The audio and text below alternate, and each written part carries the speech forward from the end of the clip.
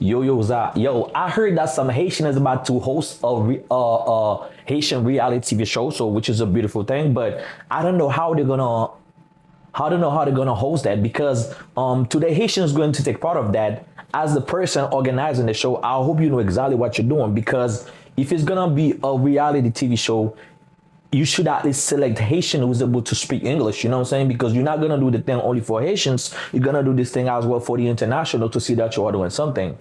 But if the Haitians you are going to select for the show do not really speak English, even if you call it a Haitian reality TV show and you are mostly in the United States, should be able to express yourself in English and as well to present the subjects and conversations that you're having in English, you know what I'm saying?